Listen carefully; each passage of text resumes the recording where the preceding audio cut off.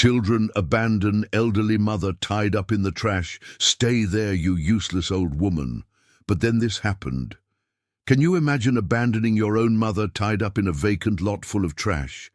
Well, the story I'm about to tell you today will leave you speechless and make you reflect on the true meaning of the word family. What happened after this cowardly act was something no one expected, and I'm sure it will pull at your heartstrings from beginning to end. So grab a cup of coffee, get comfortable, because this story is going to teach you a lesson you'll never forget. It was a frigid December Friday in Sweetwater, a small town in the heart of Texas. The biting wind whipped through the empty streets at 2 a.m, the only light coming from the old lampposts that faintly illuminated the simple houses of the working-class neighborhood. It was in this desolate setting that 3 luxury cars pulled up in front of a vacant lot on the outskirts of town, where mountains of trash had been piling up for years. From the first car, a black BMW, stepped Charles Johnson, a 52-year-old man wearing an expensive suit, even at that hour. His cold eyes showed no emotion as he opened the trunk and pulled out an old rusty wheelchair. From the second car, a white Mercedes, emerged Anna Peterson, 49, with her fur coat and an expression of disgust on her face. From the third vehicle, an armored Ford pickup, stepped Robert Johnson, 45, in his uniform as a colonel in the U.S. Army, and you must be wondering, who were they carrying in that wheelchair? It was Mary Johnson, 78 years old, the woman who had given her life for these 3 ungrateful children, a frail lady with messy grey hair and blue eyes that could no longer focus properly due to the senile dementia that had been progressing in recent months. Mary was tied to the wheelchair with thick ropes, a piece of duct tape covering her mouth to muffle her confused groans. Her arms trembled, not just from the intense cold of that Texas morning, but also from the terror of not fully understanding what was happening. In her confused mind, she could still vaguely recognize her children's faces, but she couldn't comprehend why they were being so cruel to her. "We're finally getting rid of this dead weight," Anna muttered, adjusting her fur coat as she looked at her mother with contempt. "I can't stand hearing her moaning and making a mess in my house anymore." Charles, the eldest son, pushed the wheelchair toward the middle of the vacant lot. Between torn trash bags and construction debris, the smell was nauseating, a mixture of rotten food, chemicals, and waste that would make any normal person gag. "Mom always said that family was everything," Robert said with a bitter laugh, taking a cigarette from his pocket. "How ironic, isn't it? She's the one who taught us that family takes care of each other. But look where we are now." The irony in Robert's words was sharp. Mary Johnson had been an exemplary mother, working double shifts as a nurse at Sweetwater General Hospital for over 30 years.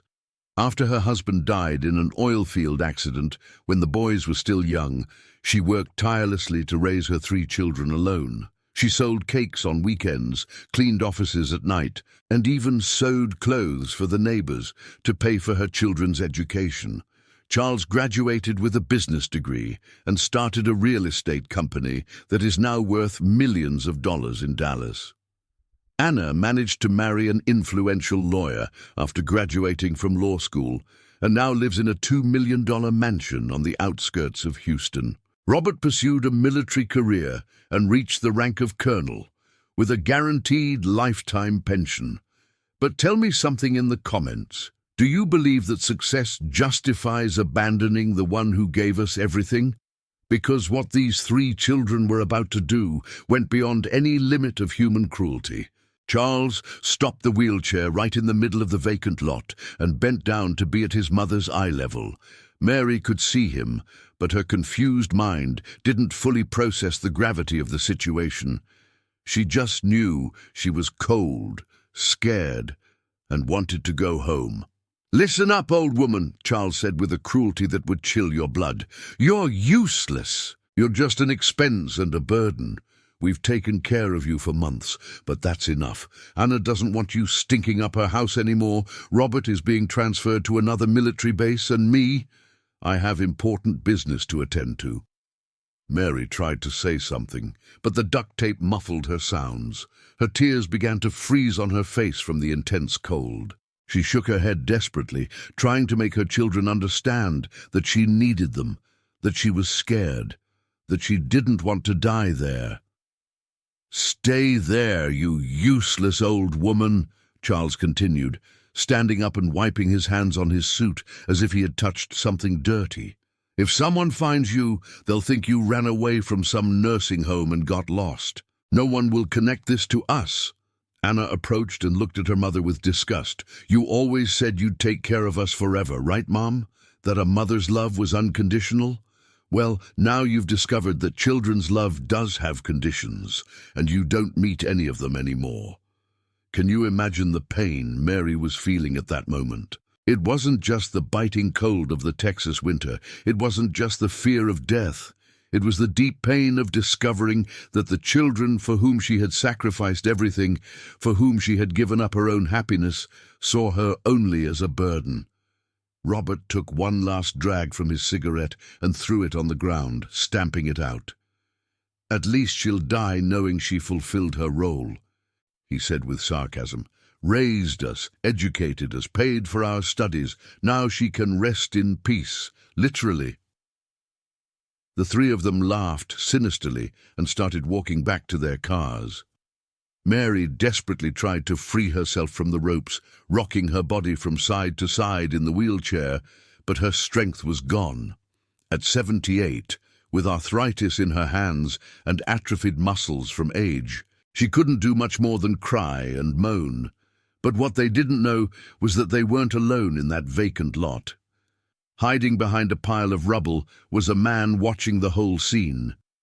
Tommy Williams, 61, was a Vietnam War veteran who had been living on the streets of Sweetwater for over 10 years. After returning from the war with post-traumatic stress disorder, Tommy never managed to readjust to civilian life. He lost his job, his family, and his home, left with only the streets and the solidarity of other homeless people.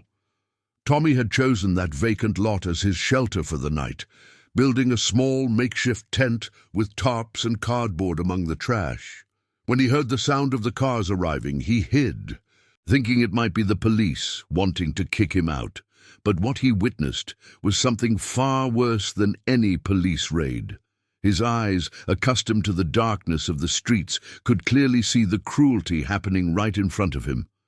Tommy had witnessed a lot of violence in the war, had seen comrades die in his arms, had faced inhuman situations on the battlefields of Vietnam. But nothing had prepared him to witness children abandoning their own mother to die. And you know what impresses me most about this story? It's that sometimes the people we least expect are the ones who show us the true meaning of humanity. As soon as the three cars disappeared into the early morning darkness, Tommy emerged from his hiding place and ran to Mary. The elderly woman was shivering violently. Her lips were already blue from the cold, and she seemed to be going into shock. Tommy, despite being a homeless man with no resources, had a bigger heart than those three rich, successful children. "Easy, Mom. I'm going to help you," Tommy whispered, gently removing the duct tape from Mary's mouth.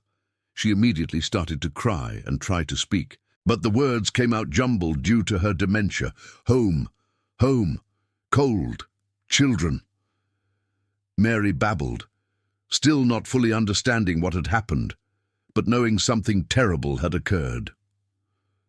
Tommy began to untie the ropes that bound Mary to the wheelchair. His hands trembled, not just from the cold, but also from the rage he felt. As a war veteran, he had a very strict code of honor: never leave a fallen comrade behind. And at that moment, Mary Johnson was a fallen comrade who needed help. "You're not going to die here, not as long as I'm alive," Tommy muttered, taking off his own worn-out coat and covering Mary with it. It was all he had to offer, an old coat, torn in some places, but it represented the only protection he could give. But Tommy knew he couldn't just take Mary to his makeshift tent in the vacant lot.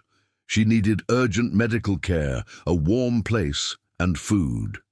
The problem was, being a homeless man, Tommy had no credibility with the authorities. Who would believe the word of a homeless veteran against 3 respectable members of society? It was then that Tommy remembered something important. 2 weeks earlier, the city of Sweetwater had installed security cameras in that area because there had been a lot of illegal dumping. The cameras were discreet, fixed to the light poles, and Tommy had only noticed them because he passed by there every day. "The cameras," Tommy said to himself. They didn't know about the cameras. With great care, Tommy managed to push the wheelchair with Mary to his makeshift tent. Inside, he lit a small fire in a rusty metal drum and gave Mary some water to drink. She was dehydrated, confused, and still in shock, but she slowly began to calm down with Tommy's kindness. Throughout the morning, Tommy cared for Mary as if she were his own mother. He knew he had to act fast, because the elderly woman's health was deteriorating. As the sun rose, Tommy made a brave decision. He would go to the Sweetwater police station and tell them everything he had witnessed. The problem was, Tommy knew his appearance didn't help. Long, dirty hair, a beard he hadn't shaved in weeks, torn clothes, and the distinct smell of someone living on the streets. He knew it would be very difficult to convince any police officer to take him seriously, but Tommy didn't give up. At 7 o'clock on Saturday morning, he pushed the wheelchair with Mary through the streets of Sweetwater until he reached the central police station. People on the street stared strangely at the scene, a homeless man pushing an elderly woman in an old wheelchair. "Help! I need help!" Tommy shouted as he entered the station. "This lady was abandoned by her own children to die." Sergeant Mike Henderson, 45, was on duty that morning. Mike knew Tommy by sight, as he had picked him up a few times for vagrancy or disturbing the peace. His first reaction was suspicion. And you, what would you do if you were Sergeant Henderson? Would you believe the word of a homeless man? Because the decision he made in the next few minutes would change the course of this entire story. "Tommy Williams, you again?" Sergeant Henderson said wearily. "What crazy story have you cooked up this time? And who is this lady?" Tommy tried to explain everything that had happened, but his words came out rushed with urgency and nervousness. Mary sat in the wheelchair, still confused, whispering disjointed words that didn't make much sense to anyone who didn't know the context. "Sergeant, I know you have no reason to believe me," Tommy said, trying to catch his breath. "I know what my reputation is around here.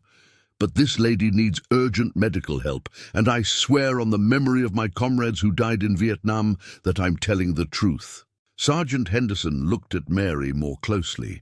She really did seem to be in a state of shock, malnourished, and with clear signs of having spent a night out in the cold. Her clothes were dirty, she was trembling even inside the heated police station, and there were red marks on her wrists as if she had been tied up. "All right, Tommy, let's do this," Henderson said, pulling up a chair. "Tell me everything, right from the beginning. And you, ma'am, what's your name?"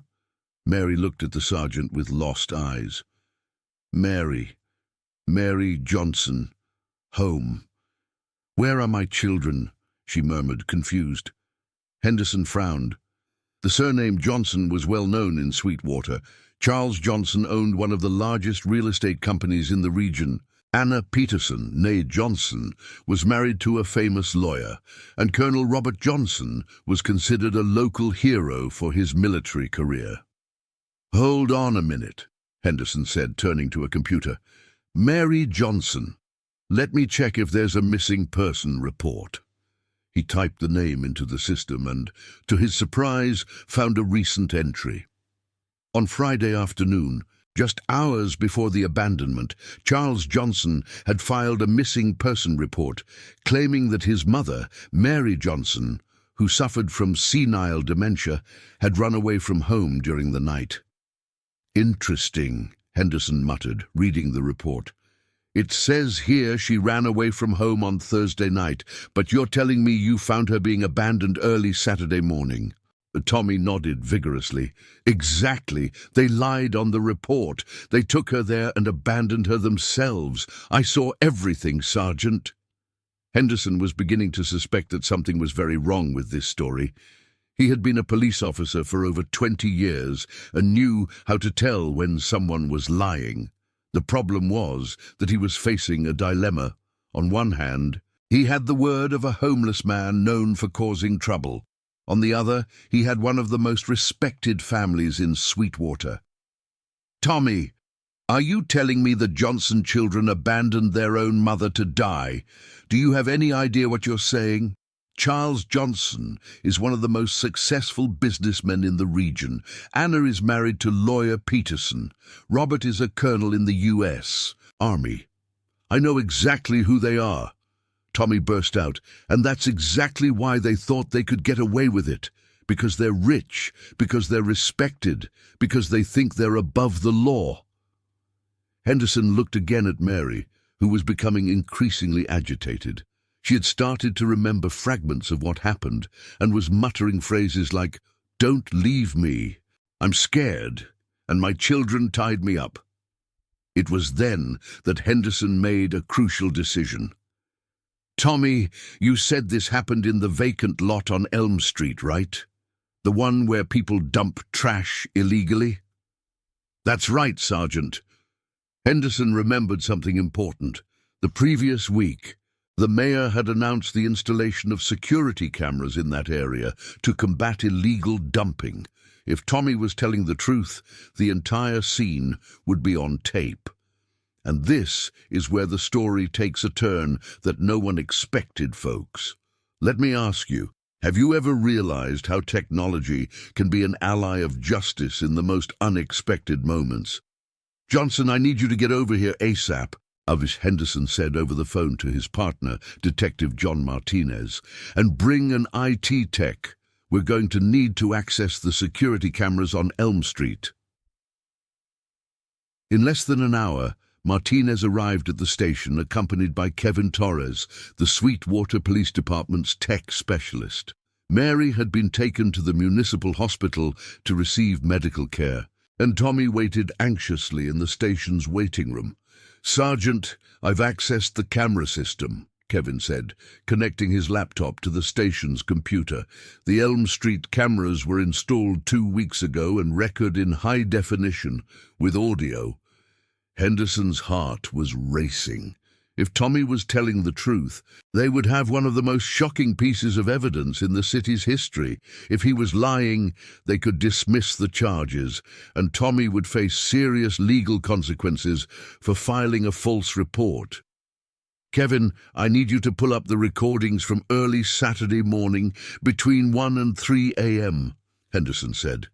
Kevin typed in the commands, and a few moments later, the screen showed black and white images of the vacant lot. At 2:23 a.m., 3 luxury cars appeared on screen, parking exactly where Tommy had described. "Oh my God," Martinez whispered when he saw Charles Johnson getting out of the BMW. The recording showed the entire cruel abandonment in shocking detail. They could see Charles violently pushing the wheelchair, Anna speaking contemptuously to her bound mother, and Robert smoking casually as he watched the elderly woman suffering. But what impressed the officers the most was the audio. The cameras had clearly captured the cruel words the children directed at Mary. "Stay there, you useless old woman. You're just an expense, and you're no good for anything anymore. At least she'll die knowing she fulfilled her role. Raised us, educated us, paid for our studies. Now she can rest in peace, literally." Henderson and Martinez looked at each other in silence. In 20 years on the force, they had seen a lot. Murders, robberies, domestic violence, drug trafficking, but they had never witnessed such calculated, cold cruelty among members of the same family. "Kevin, keep it rolling," Henderson said. "I want to see what happened after they left." The recording showed Tommy emerging from his hiding place and running to help Mary. The officers were moved as they watched the homeless man's kindness. how he carefully removed the duct tape from the elderly woman's mouth and offered his own coat to warm her. "That man saved her life," Martinez said, pointing to Tommy on the recording. "If he hadn't been there," Henderson nodded gravely, "she would have frozen to death before dawn." At that moment, Tommy was called in to see the recordings. When he saw his own actions on the screen, he began to cry. It wasn't a cry of sadness, but of relief that he finally had proof he was telling the truth. "Sergeant, I know you guys never had a reason to trust me," Tommy said, wiping his tears with his dirty hands. "I know I'm just some crazy vet living on the streets, but I couldn't let that lady die." Henderson placed a hand on Tommy's shoulder. "Tommy, you did the right thing. More than that, you saved an innocent life and helped us unmask 3 criminals." Martinez was already preparing the arrest warrants for Charles, Anna, and Robert Johnson. The charges would be severe: abandonment of a vulnerable adult, attempted murder, conspiracy, and filing a false police report. "Folks, I have to ask a question," Henderson said, looking at his team. "Do you think people with this level of cruelty deserve a second chance?" Because the answer to that question was about to be given by justice itself, in a way that no one in the city of Sweetwater would ever forget. On Monday morning, the police operation began simultaneously in 3 different locations. Charles Johnson was arrested in his luxury office in Dallas, right in the middle of an important meeting with international investors. Anna Peterson was taken into custody at her mansion on the outskirts of Houston, in front of her young children and the housekeeper. Robert Johnson was arrested at the military base where he served, causing a scandal that reached the U.S. Army's high command. The news spread like wildfire through the small town of Sweetwater. No one could believe that the Johnson children, so respected in the community, had committed such a barbaric crime against their own mother. At the municipal hospital, Mary had physically recovered from the trauma of exposure to the cold, but emotionally, she was devastated. When the doctors managed to explain to her, in her moments of lucidity, what her children had done, she fell into a deep depression. "Why?" Mary would ask the nurse, Sarah Mitchell, who had become her confidant. "I gave them everything. I worked 3 jobs to pay for their education. I never denied them anything they asked for. Why did they do this to me?" Sarah didn't know what to say. How could you explain to a mother that her own children saw her as nothing more than a burden? How could you console her, knowing that the people she trusted most in the world had betrayed her in the worst possible way? Meanwhile, Tommy Williams had become a kind of local hero. The story of how a homeless man saved an elderly woman abandoned by her own family deeply touched the hearts of the Sweetwater community. Donations began to pour in from everywhere: clothes, food, money, and even job offers. "I don't need any of this for myself," Tommy told a reporter from the Sweetwater Daily News. "All I want is for Mrs. Mary to know that there are still people who care about her." The trial of the 3 Johnson siblings became the biggest judicial event in Sweetwater's history. The prosecution presented the security camera recordings as the primary evidence, and the audio of the children's cruel words was played several times in the courtroom. Charles tried to defend himself by claiming his mother had become an unbearable financial burden. "She needed 24-hour care," he told the jury. "The medical costs were eating into our inheritance. We did what we thought was best." Anna cried dramatically on the stand, claiming she was just following her older brother's orders. "I loved my mother," she said through fake tears. But Charles said it was the only solution. Robert maintained a rigid military posture throughout the trial, showing no remorse. "In war, sometimes you have to make tough decisions," he said coldly. This was one of them. But what truly shocked everyone in the courtroom was the testimony of Tommy Williams.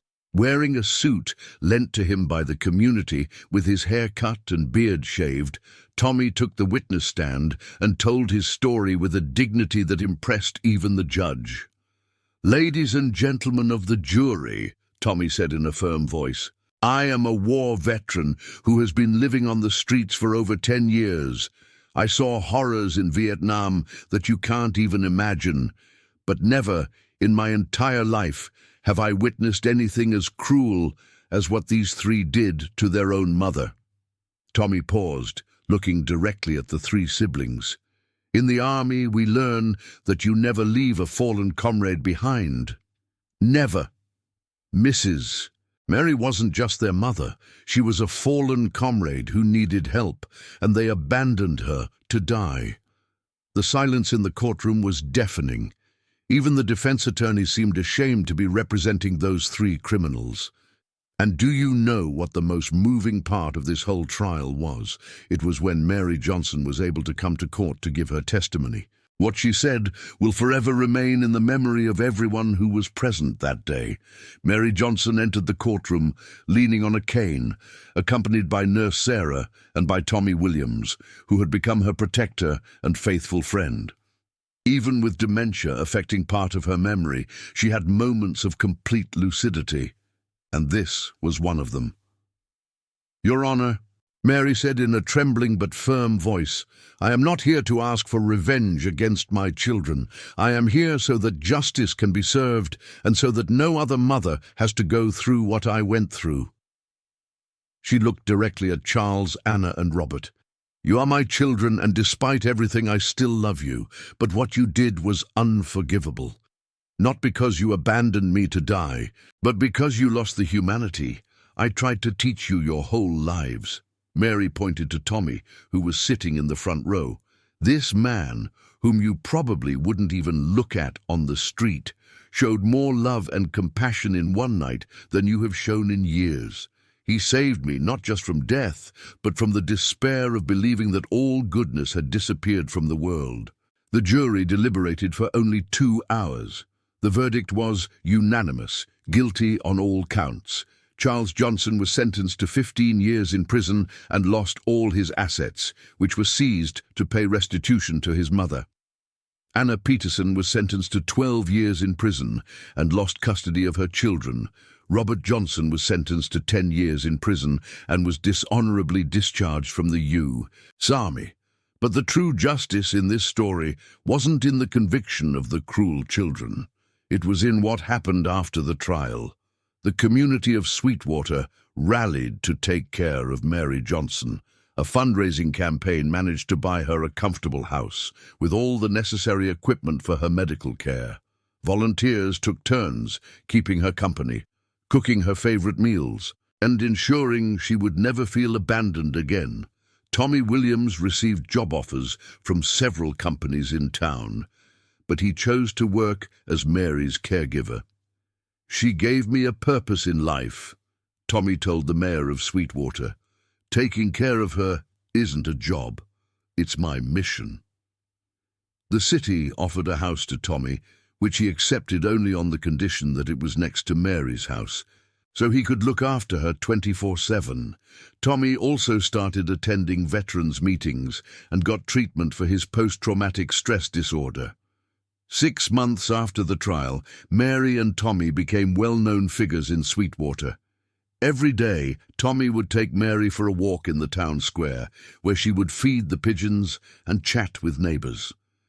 In her lucid moments, Mary said she had never been happier. "Tommy taught me that family isn't about who shares your blood," Mary said in an interview for local television. "Family is who stands by your side in the toughest times, who loves you without expecting anything in return, who protects you when you can't protect yourself." Mary and Tommy's story spread across the country, inspiring thousands of people to reflect on the true meaning of family and compassion.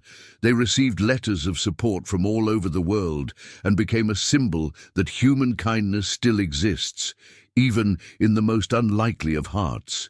And you, who are watching this story, have you ever stopped to think about how you treat the elderly people in your family? Have you ever wondered who will truly be by your side when you need help? If this story touched you, leave a like here so that more people can see it and reflect on this life lesson. Subscribe to the channel and hit the notification bell so you don't miss the next stories that will stir your emotions. And tell me in the comments, what part moved you the most? Share this story with someone who needs to understand the true value of family. Next week, I'll tell you the story of a teacher who discovered a shocking secret about one of her students. You won't believe what she did to save that child. See you next time.